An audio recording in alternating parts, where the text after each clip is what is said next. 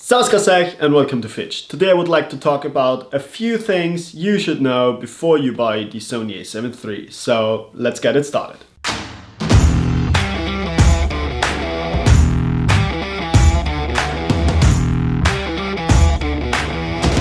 First, let me talk about file sizes. If you are a hobby photographer and you're thinking about switching to the Sony A7 III, keep in mind that the Sony A7 III, because it's a full frame camera, has bigger file sizes. So, for example, if you own the 6500 from Sony, one photo has like 25 megabytes, and with the Sony A7 III, one photo has 50 megabytes.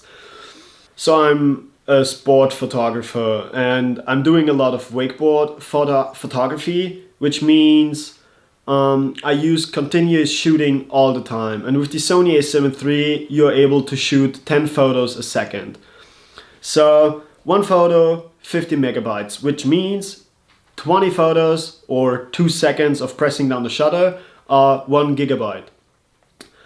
So think about it. You are able to press down the shutter 2 minutes on the Sony A7 III. As for example on the 6500 you are able to press down the shutter for 4 minutes. So you cut it in half actually. Next I would like to talk about prices. You're probably wondering if I have the problem that my SD cards are so small and I'm not able to shoot long enough, why am I not getting a bigger SD card? Actually, that's pretty simple because for the Sony A7 III, it's recommended to get the UHS-2 card, which are super fast and also super expensive cards.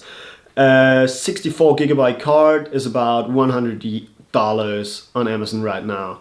So, for example, an 128 gigabyte card is about $220. So I'm a guy who loses stuff all the time, and $220 for an SD card, which I'm probably losing in the future, that's not it. So I'm going with the 64 gigabyte cards just to stay safe. So next, a little quick tip. If you're living in Europe, you're probably wondering why you don't see the 120 FPS or the 24 frames per second in 4K.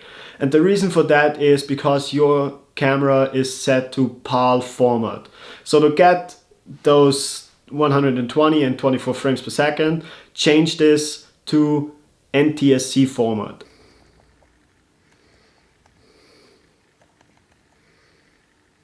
Yeah, this is how you do it, so make sure you change that to get the best quality out of your camera. The eye autofocus feature, that's a feature I was really blown away when I saw when I saw some other YouTubers videos about the Sony A7 III, and I always thought it's like face detection, so you just turn it on and it works all the time, but that's not the case. You can program it on one of the function buttons, and you have to press that button to activate the eye autofocus. Which means if you would like to take a photo, or on continuous shooting you would like to take a bunch of photos where the eye is in focus, you have to press this function button and the shutter. And that's something I'm not using that much because I don't like to press like 2 buttons to take one photo. So it's a great feature, but I thought it's even better. So yeah.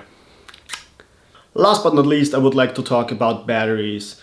Everyone knows the old Sony batteries. They are complete, like I don't want to talk about them. And the Sony A7 III has the new NP-FC 100 batteries. If you're a wedding videographer and you shoot if you need to shoot a whole day straight and the Sony A7 III is your main camera and runs all the time, definitely get at least 2 to 3 batteries because you will need them. Another thing I highly recommend is a charger, because you know the Sony A7 III comes with a cable, so you can plug it in and charge the battery inside the camera, and that's something I don't like because when I'm shooting like a wedding or something like that, I need to charge one battery while I'm using the other. So this charger is super cheap. There are so many out there, even with some batteries. So get 2 batteries and this charger and you're safe. And that's something I highly recommend because yeah, that's the easy way to do it. So get one. I hope you liked this video. I hope it was helpful. All the camera gear I use is linked down in the description below, so check that out. And if you're into filmmaking, tutorials, camera gear or having fun, subscribe to my channel and I'll see you guys in the next one.